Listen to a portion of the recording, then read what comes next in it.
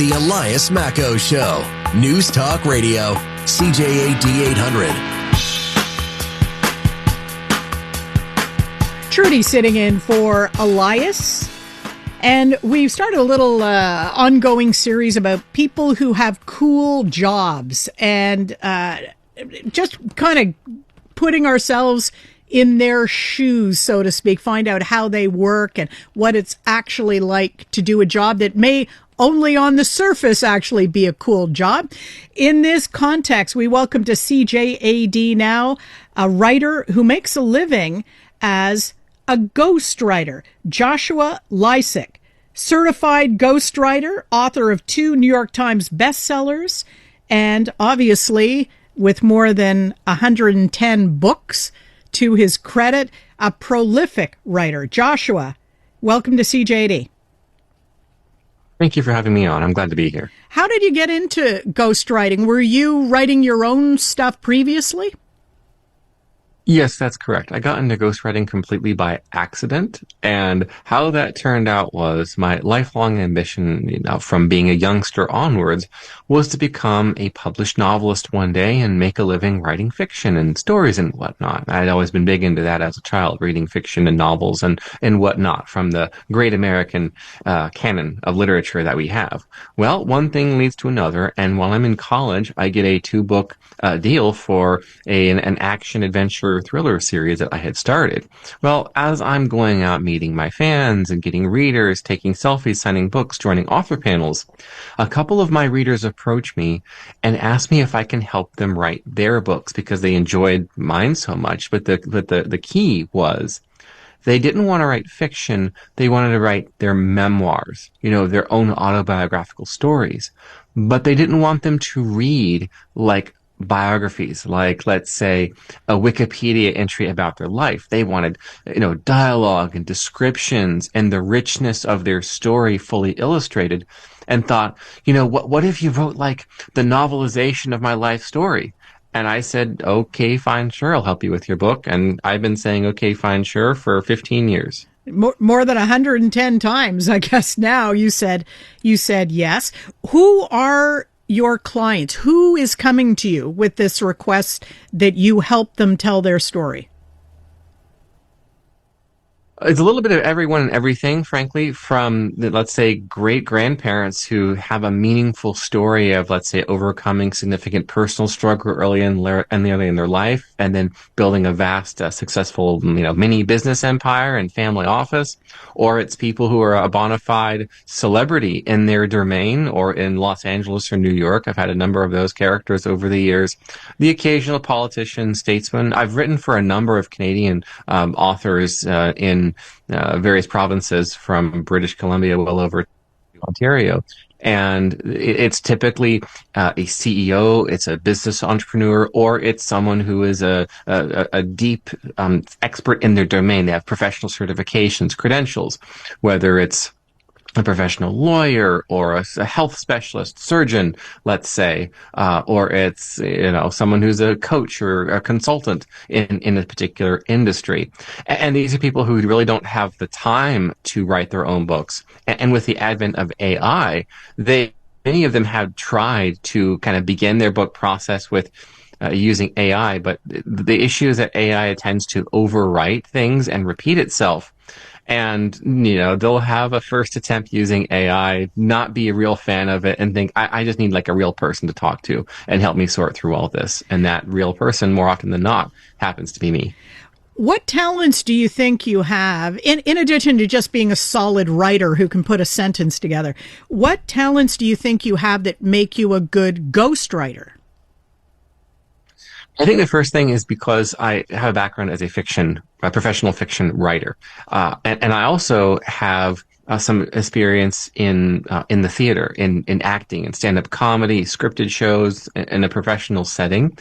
And when you are getting paid to hold someone's attention and kind of lock them into the zone, keep them from getting their phone out, staring at their phone, being distracted, hold their gaze, make them laugh, let's say, or in storytelling with a novel, keep them into the story and it all be plausible and it's not like, okay, that book was good, but then somewhere around the end of Act One, the author got off the rails, and I thought, yeah, people don't talk like that. That's not what they would have done in the story. You have to hold people and create an experience, and so I simply apply let's say the acting talent stack and the novelist experience to telling nonfiction stories. And so what I have learned about both of them is that good nonfiction reads like fiction, but good fiction reads like nonfiction.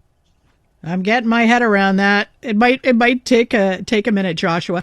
In the meantime, walk us through the process. Someone comes to you, says, "Please help me write my book." How do you start? How long does it take? Most of the time, the reason people come to me now is they have a number of ideas that they could write a full book about, and they're not sure which is the correct book to write. And I say correct book to write because many people could write different ones.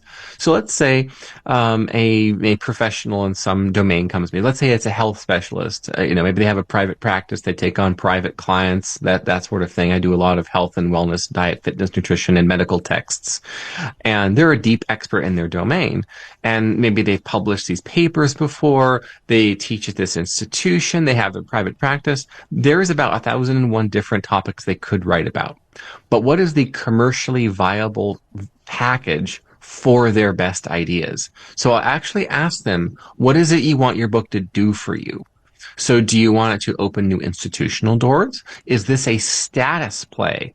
Frankly, do you want the ivory tower additional invitations, let's say, or is this you want to reach the masses with your expertise? Do you want it to be accessible, unlocked to the vernacular, kind of a general trade nonfiction book? So, is there a specific audience that you already have? Like these are and I'm not even asking about the book at this point. I'm asking about the book as a product, so I can do my additional, product research, market research to confirm that this is the correct direction for them. And then we write the book once we've done some pre-validation for the idea. And how much of the writing do you do versus what the client does? Do they do any of the writing at all, or do you just interview them and incorporate what they tell you into the text? My experience, it does depend a little bit. There have been authors who they have had nothing but a few, let's say a few tweets that went viral, and people are saying, you need to write a book about this. And it's like, okay, I've written about this 3 times, and they got millions of impressions each time. Maybe I should. So I have to go through the process of interviewing them. Others, where let's say they're an accomplished executive coach or a management consultant, they've often done a number of workshops, given interviews on radio and podcasts, etc. Maybe even have their own show. And so they have this vast body of work that could simply be repurposed in its entirety. And there have been times where people have given me, okay, Joshua, here's my book, all the transcripts of all the workshops, and it's 689 pages of material that I then get to, a Michelangelo style, sculpt away and out and off everything that is not the Davidian masterpiece at the end. How long does the average book take you, and what's the fee to engage a ghostwriter these days? It can really depend about both of them. I have written full-length general trade nonfiction books, as many as 65,000 words. My personal record is 3.5 weeks. Oh. I have done that twice. Like writing a book totally from scratch. Wow. 3.5 weeks. Most of my clients, though, because I need to interview them a few times to get some stories out, and they do have busy schedules, I'm able to meet with them over, like, let's say, typically the course of 12 weeks or 3 months to get all the stories that I need. Sometimes the clients will fly me out to their compound, let's say, usually a high security type situation, depending on their line of work. And I will live with them for a week, 2 weeks, and I do 3 months of conversations in, 8 to 10 business days. And that's enough that I need, and then I can go back and have the book done within 4 to 6 weeks at that point. That's the most convenient. Obviously, the more involvement there is from the ghostwriter, the higher the fee tends to be. Most professional ghostwriters are anywhere from the mid 5 figures and US or Canadian dollars on into the low 6 figures. This is truly a professional work that's on the par of, let's say, hiring an attorney or hiring let's say a chartered accountant or forensic accountant for a very important business project. That's sort of the way to think about the price point and the professional expectations. Are you able to tell us the names of any famous people you've ghostwritten for? I know some of them might have privacy concerns, but can you share any names? There are a number of people that I have non-disclosure agreements with, and then there are a few that I don't. But because I have my own personal brand now and my own, let's say, worldview on certain subjects, I tend not to promote or even share their work publicly because it's different from my own personal opinions and experiences. Because what can sometimes happen is someone wants to learn, oh, okay, what's this Joshua guy like? How does he write? What's his style? What is his worldview? And they go in the previous client's book and they're like, wow, really? I had no idea. And it's like they don't understand that ghostwriting is acting in print, and the person you're seeing as the actor, that's not who the person actually is. Pick any actor playing either a hero role or an antagonist role. That's not literally the person. They're playing the role. So what I now do is I refer people to some of the works that I have co-authored, or I've been listed as a contributing editor, let's say, that I love to share, and they've been successful. So a New York Times bestseller I love to talk to people about is my co-author on this was Dr. Robert Lufkin. It's called Lies I Taught in Medical School. And this is a fantastic work, and I think demonstrates some of my depth in very sophisticated subjects. We had 472 cited sources. I spent basically 3 months on Google Scholar and PubMed, researching the book and confirming that everything we were going to say was within the mainstream medical knowledge. So that particular book, Lies I Taught in Medical School, fantastic work. I think you must have earned your fee on that one. I'm up against a traffic report, Joshua. I have to go, but I thank you very much for sharing your experiences with us. It's been fascinating learning about your work, and thank you for your time. It's my pleasure. Thank you. Joshua Lisec, certified ghostwriter, author of 2 New York Times bestsellers. Here are some other titles, by the way. So Good They Call You a Fake, and Unhumans, The Secret History of Communist Revolutions and How to Crush Them. Over to the newest tracks. Let's go. New music. And the next big thing. Always on the new music first. Your first place to hear it all. 'Cause you gon' like it, love it, wanna play it twice. Playing now. iHeart New Music. Your digital station for brand new drops, fresh finds, and tomorrow's bangers. I think we need something new. Discover iHeart New Music. Always fresh, always first. Stream now on the free iHeartRadio app. Time is valuable. Thanks for spending your morning with us. The Elias Macko Show on News Talk Radio, CJAD 800.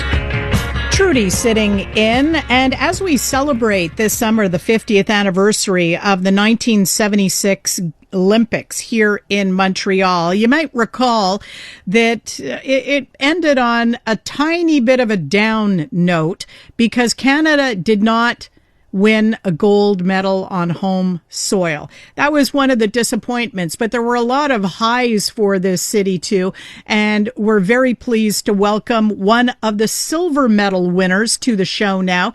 We did take home 5 silver and 6 bronze medals in 1976, and on the line with us is Greg Joy. He won the Olympic silver in high jumps in 1976. Greg, welcome to CJAD. Nice to be with you. Take us to that moment in 1976. You were, 20 years old? You had hometown advantage. I assume a big part of the crowd was with you when you made your silver medal winning jump. What was that moment like? It's hard to describe because there was a stadium of 72,000 people, and it was total silence before I started my approach run. And when I went over the bar, there was explosion. Not something that happens every day in life.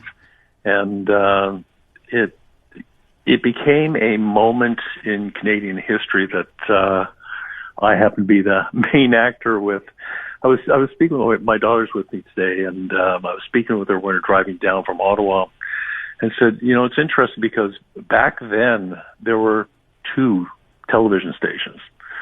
It wasn't like today's universe of hundreds to choose from. So eyes were watching the Olympics.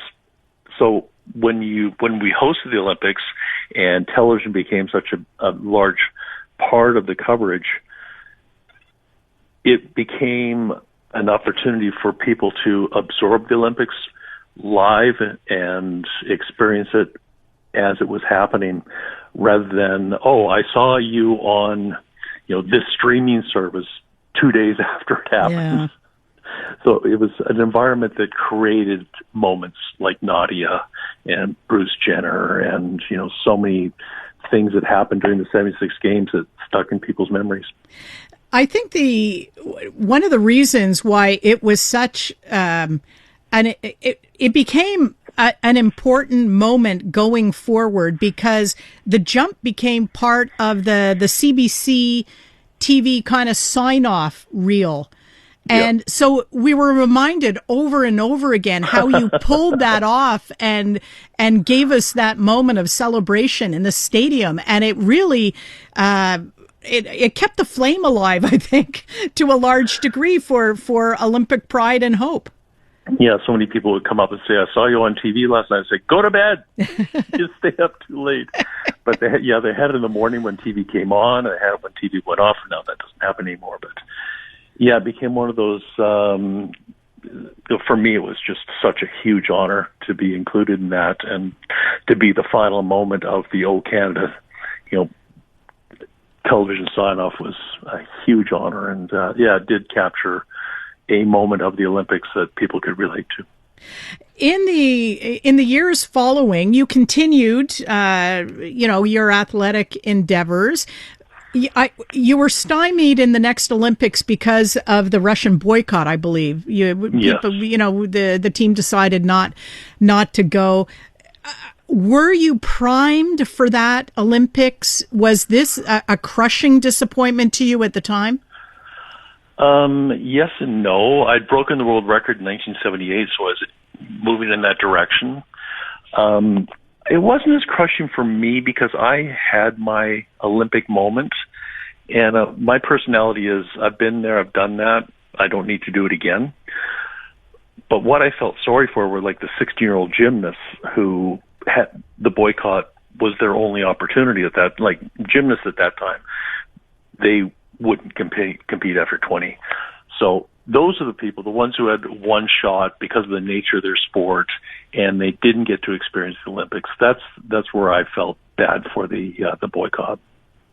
And then after athletics, of course, your life carried on, and you at one point took a run at politics. Tell us about that experience. Oh, I got called from a senior politician asking me if I would be interested, and I thought, I ran the food bank in Ottawa. I wanted to contribute to society, and I thought, why not? Give it a shot, get in the game, see if I can make a difference. So I gave it a shot. It didn't work out, and I think looking back at it, thank goodness.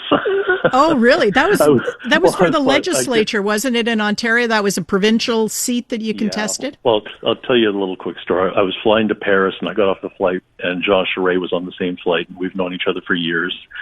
And I talked about him running for the recent leadership of the Conservative Party, and I said, I'm sorry you didn't. His wife looks at me and goes, I'm glad he didn't. So it's kind of like, that's a message. Why do you think you would not have been suited for politics? Oh, it's. I think it would be suited for politics on the policy side, because I'm very interested in policy and the effects on society. But the rest of the stuff that goes along with it is just not me. Interesting, eh? And you were 20 during the Olympics here in Montreal. You're 70 now. Catch us up with your life today. Well, like I said, I ran the food bank for 6 years in Ottawa, and then I had a small business. I got into law, and for the last 21 years, I've been a judge in Ottawa. So My life has gone in many different directions. I built a house by hand. Oh. I try very different things and try to succeed at them. Renaissance man. Wow. Yeah. That's great. What are your aspirations for future? You know, they say 70 is the new 65. I just had to pull a number out. So, 70 is probably closer to, 70 is or 60 is the new 70, or the reverse. I don't know. Go ahead. Well, I'm still working, so I'm enjoying that. And I have a great relationship with both of my daughters. They're both going to be here this weekend. We travel together, and I have grandchildren, so life is moving in that direction now. It sounds as though there was a happy ending for Greg Joy after his silver. It's been an interesting life with a lot of wonderful experiences, and I'm quite pleased with how it's turning out.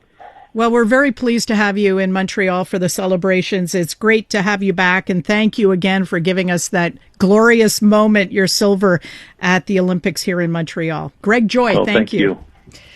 We have been speaking, as I said, to silver Olympic medal holder Greg Joy about his experiences competing here in Montreal, landed that silver for Canada during the 1976 Olympics.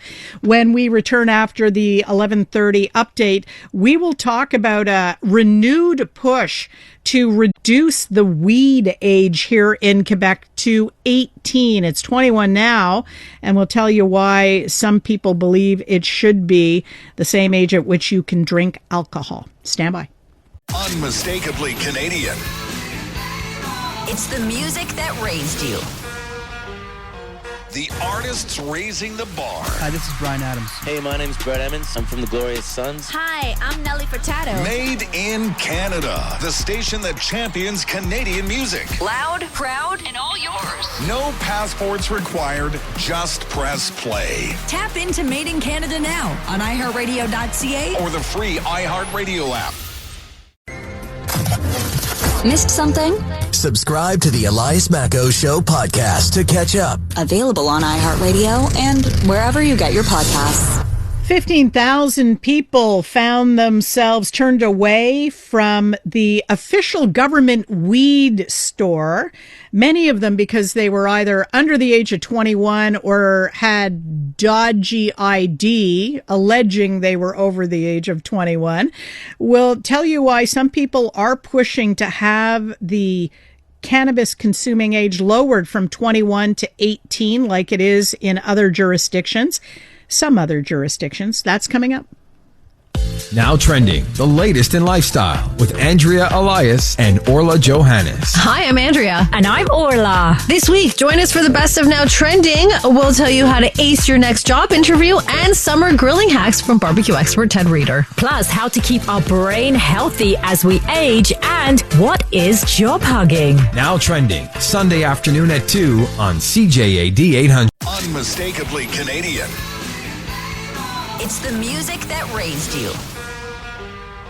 The artists raising the bar. Hi, this is Brian Adams. Hey, my name's Brett Emmons. I'm from the Glorious Sons. Hi, I'm Nelly Furtado. Made in Canada. The station that champions Canadian music. Loud, proud, and all yours. No passports required. Just press play. Tap into Made in Canada now on iHeartRadio.ca or the free iHeartRadio app. Stories impacting Montrealers. News impacting Montreal. The Elias Macko Show. News Talk Radio. CJAD 800. Trudy sitting in for Elias. Some accessed information documents obtained by the Journal de Montréal show that last year, the branches of the provincial cannabis stores, the SQDC stores, turned away more than 15,000 people under the age of 21, or at least that's the great suspicion of why they were turned away. Because when you look at the breakdown of why these 15,000 people were refused service, the biggest reason was because their date of birth could not be validated. They also came in without a valid piece of ID or they had a dodgy piece of ID that was suspect, that type of thing. So some people are looking at those numbers and saying, 15,000 refused service. This is good. Quebec has set the age limit for access to cannabis at 21. That means the age is being enforced. And that's all good, because you shouldn't be able to legally consume cannabis until you are 21. Other people are looking at those numbers and are saying, well, 15,000 turned away. That shows there is a demand among young people for cannabis. And what we should do is look at lowering the age to 18 so that they don't get pushed to the black market. Here to help us understand, I guess, both ways of thinking is Jean-Sébastien Fallu, Associate Professor at the School of Psychoeducation at the University de Montreal. He is also an addiction specialist. Jean-Sébastien Fallu, thank you for joining us on CJAD. It's my pleasure. I'm now a full professor since June 1st. Since June 1st. Congratulations on reaching that milestone. That's fabulous. So, Professor Fallu, tell me, what is your take on these numbers? Is this an argument that the age should be lowered to 18? Well, it's maybe not on it for itself. I mean, we could see it this way, but you're right. One could think it's a good thing because we turned away people that were underage, and that's the law, that's the regulation, and we do this for alcohol tests. Just other countries do this more than we do, but test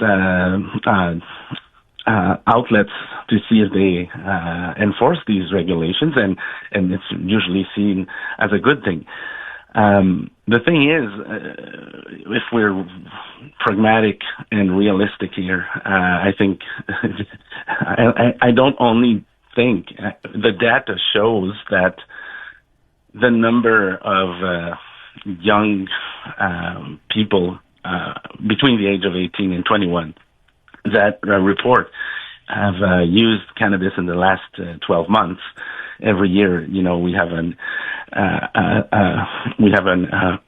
study here, epidemiological study in Quebec, Enquête québécoise sur le cannabis, and the numbers didn't really change before and after legalization. It's close to 1 out of 3 that report doing this. So obviously the majority of them turn out to the illegal market to supply their cannabis, and it's not because we refuse them that they don't go. But there's many more to say to why I think it's not a good idea to have this 20-year-old level since the beginning. I think it was more a political decision rather than a public health decision. So at this point, you would endorse lowering the age to 18. Quebec, I think isn't it only Manitoba that also has a higher age minimum than for alcohol, if I read that somewhere? Why do you think 18 would be a better idea? Maybe Manitoba raised their age, but I have from what I have as information, in Montreal, Quebec was the only jurisdiction where alcohol and cannabis was not accessible at the same age. But anyway, usually it's the same age everywhere in the world, and I think in the first place this is important to mention because there's like social representations that alcohol is good, is not that bad, or and cannabis is a drug. I think this is really not consistent with the medical and scientific literature. It always depends for an individual, but if we're speaking on population level, alcohol is a more dangerous drug than cannabis. That's not what people think, but that's what it is, and you can challenge me on that and ask anybody in the medical field and science. obviously dangerousness is a complex concept, but population level is really, really clear. So by that, we're saying to kids, we're saying many things. We're saying at 18, you're criminally responsible for your acts. You can buy a house, you can marry, you can buy alcohol, again, a more dangerous drug. But for cannabis, it's like, well, you're not enough mature to take a decision on your health, risks and risk taking, because we're always taking decisions on our risks and risky behaviors. And another thing that is really important, I think, to discuss further is the quite biased exaggeration of risks and harms. I'm not saying it's safe. It's not to say that there's no risks, but I think we see that a little more risky, and in order to prevent uncertain risks, we inflict certain risk and harms. And I really think that 21 years old, and I'm not the only one, there was a huge consensus in the beginning of this, in 2017 and up. That was really a political decision, and of course it's never black and white. There are probably little pros to that 21 years old level, like maybe it raises the average age of initiation of several weeks or months if we compare to what we know for alcohol. But there's many negative or cons. Yeah. Jean-Sébastien Fallu, thank you very much for the interview. You're welcome. Jean-Sébastien Fallu, professor at the School of Psychoeducation at the University de Montreal, also an addiction specialist. When we come back after our traffic report, we'll check in with Joanne Vrakas. She's getting the weekend morning show all together. We'll find unmistakably Canadian. It's the music that raised you. The artists raising the bar. Hi, this is Brian Adams. Hey, my name's Brett Emmons. I'm from the Glorious Sons. Hi, I'm Nelly Furtado. Made in Canada. The station that champions Canadian music. Loud, proud, and all yours. No passports required. Just press play. Tap into Made in Canada now on iHeartRadio.ca or the free iHeartRadio app. The Elias Macco Show. News Talk Radio. CJAD 800. Enjoying a sunny break here at the corner of René Lévesque and Papineau in the eastern part of downtown. The forecast is telling us we will have a mix of sun and cloud through the day. 30% chance of showers late this afternoon and early this evening. Our high today, 27, the humidex 34, so it's still kind of sticky. We are at 24 right now, humidex 31. What was it like when you came in? Talking to Joanne Vrakas. Hi, hello. guys. Hi, hello. how are you? Was it a little sticky when you came in? It was a little bit sticky, but there's a nice, a bit of a cool breeze. I don't know. Maybe it, but the humidex thing always kills you on this island. You're going out, you're walking around, and all of a sudden it's all swampy. And you're dripping. And it's, by the way, August starts tomorrow. How fast did this go? I saw the school supplies at the shop. Oh, yeah. Remember when you were, and then I had to remind myself I'm 45 and that shouldn't make me panic. I remember getting that. It was a really pleasant feeling of anticipation, though, mixed with fear and uncertainty. Of course. No, there's excitement in getting new gear for school, but it also means you're going back to school. Yeah. And all those questions about who's going to be my teacher, who's going to be in my class, who am I going to sit beside? It's always, I look at my they're in camp right now out in the townships, and before we put them in, they're like, what if we don't meet people? You will meet people. What if I don't want to meet people? Well, then you're going to sit alone and have a terrible summer. You have to sort of push them into that universe again. But yeah, no, August is, you're finishing your work week. I'm starting my work week. And I'm telling you, I really when I was sending emails, August 1st and 2nd, huge weekend, Osheaga, yes. But yeah, it's happening. It's happening. Yeah, and we have a packed shows because we had our conversation last week. Remember we were talking about sunburns. Yeah. I dragged Dr. Labos. I said to him, I know you're in Greece. I know you're on vacation. You got to come on the show because you said something to me that was so interesting. You said that your doctor was talking to you about your early exposure to sunburn. Blistering sunburns in childhood are a real red flag for skin cancer. Yeah. And so I didn't realize that. I thought it was terrible to have a sunburn when you're a child for obvious reasons because your skin is more sensitive. But I didn't realize what you're explaining is that there's a cumulative effect to that for certain people. Yes. So now you just wear a parasol everywhere. Now I have 50 block, 60 block if I can find it in a formula that doesn't irritate my skin. You're walking around in a suit. I cover up. We wear UV shirts on my bathing suits now. The one that I wear onto beaches, I wore it just in Bermuda when we were there in June. It goes down to my knuckles. Oh my goodness. So it's a long sleeve bathing suit and it's boy shorts. Okay. So it has shorts on it too. So because I actually hate sunscreen. I hate having to put it on. You know, you're always thinking, am I missing spots and stuff? And it's, I would just rather, so I wear these UV bathing suits, and my other one has sleeves, so it's like short sleeves. And that's crazy. And are you wearing pants or no? You said shorts. Yeah, so it's shorts. Okay, it's shorts. So we're going to be exploring that with Dr. Labos because I'm also curious. I always think because my skin is more olive that I'm more protected, but that's apparently not true as my skin is peeling while we're having a conversation. Yeah. So we'll be talking about that, and also my algorithm, my social media is flooded by people reacting to the Odyssey, Christopher Nolan's The Odyssey. Yes, have you seen it? I have. First of all, it's impossible to see. It's impossible to get a ticket. I know Jay Farrar was supposed to go last week to see it at IMAX, so I can't wait to hear from him. But what I find really interesting is that it's like renewed this interest in the classics. You know, I'm Greek, obviously, and I love anytime anyone's interested in our stories.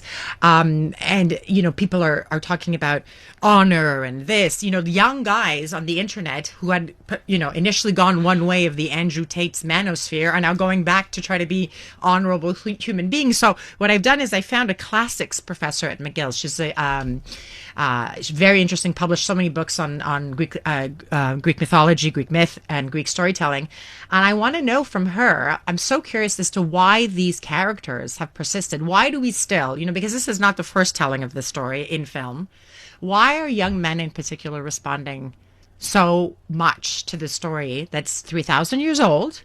And it's about a man who's trying to get home. He's done some horrible things. Can't get home. And I want to know, like, what it is in the young, you know, don't forget that we've gone from a period of time where men have been online encouraging each other to sort of do not so great things to now they're picking up a 3,000-year-old story to read wanting it. to be heroic. Yeah, I mean, I think that's an interesting change. There are a lot of messages in the movie because Kevin and I went to see it when it first opened. Did you see it on IMAX or regular? Yeah, we saw it on this gigantic screen at the Cinesars in Sources at the 40. And was it breathtaking? It's an incredible movie, incredible Oscar-winning, Oscar-worthy performances. But when you talk about what, you know, to people about what that story is about, well, some people say it's about the stupidity and futility of war. Yeah. And the folly cost of men. war. Exactly. Yeah. It's about dedication to family and home, a man's dedication to his wife and wanting to get back to his wife and son. And can you ever really go home? Because everything change. Your people changed. And places change once you leave them, you know? Yeah. So I think the movie has so much depth. So everyone kind of finds a little lesson in it or something that resonates. Yeah. And it's interesting because some people are saying this is Christopher Nolan's way of, it's because it's an anti-war film, right? Because Odysseus is haunted apparently by, it's PTSD of a soldier, somebody was telling me. Yeah, well, he keeps thinking about all the people who have died. Yeah. So I'm so curious, but you loved it? I'm so jealous that you got to see it. It was because it's 3 hours long and I didn't even realize I needed to go to the bathroom. You know? Because it just, you know, it is not at a breathtaking pace. Yeah. Always, but there's enough every minute to keep you interested. Oh, now what's going to happen? Oh, because I had, you know, we did we did the story in high school. Yeah, I read it, and I remember 5% of it. Honestly, I remember the sirens. Yeah. That's what I remember. That's about it. Well, we especially in a Greek family. So I read the Iliad and the Odyssey when I was quite young, and then you study it again in university. And as you said right there's always different lessons and morals, and people are taking different things from this movie.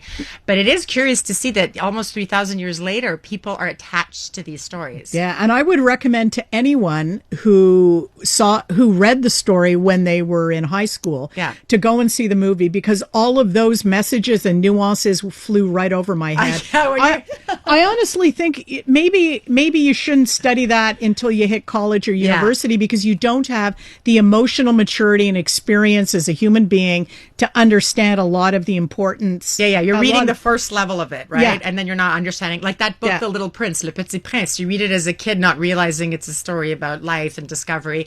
But it's interesting. So we're going to be talking to her about that. And, I'm glad you loved it. I can't wait to see what Jay has to say about it as well. He told me that he was going to be in the front row at IMAX. I thought he's going to be in Matt Damon's nostril. Yes, he will. Anyway, that discussion is coming. Our nutritionist is discussing bloating. Why do some foods make you bloat? Why do some people bloat and other people's are just fine. You can eat whatever you want. We're talking about bloating. Our child psychologist is diving into the defiant teen syndrome. Okay. My eldest is 10 and he's already pretty defiant. Oh. He's sassing. I know he's listening now. He's sassing. Don't you sass your mother. Anyway, all that. You hear that, Phoenix? Don't be sassing me. And a whole lot more. I would just like to say soy sauce, my nemesis. Soy sauce? For bloating. Or I mean, can't do soy sauce. I tell you, water retention. Soy sauce just has so much salt in it. I find that I've had my fingers swell up after soy sauce. Yeah, from too much soy sauce. We got to get you off the soy. Oh, I'm telling. iHeartRadio is throwing it back. 2010s, the decade. To the days of huge hits and unforgettable anthems. A non-stop stream of the biggest and best. Drake, Rihanna, Beyonce, Katy, Gaga, The Weeknd, and more. All your decade-defining favorites, all in one place. Hi, it's Katy Perry. Hey, it's Bruno Mars. This is Kesha. Find 2010's The Decade on the free iHeartRadio app. Preset the station so it's always one tap away. Oh yeah, I guess maybe I'm just very salt sensitive, but it depends on how you define bloating, because some people think bloating is more intestinal slowdown. Yeah, I think of bloating as being all puffed up and uncomfortable, and that's well, you water know what? retention. You know what you're gonna have to do? You're gonna have to tune in to find out. Weekends with Joanne Vrakas. All right, stay tuned for that, folks. I would like to extend my thanks to Andrew Malik and Master Control, and also content producer of the Elias Macco Show, Maxime Carotte. Thank you very much, gentlemen.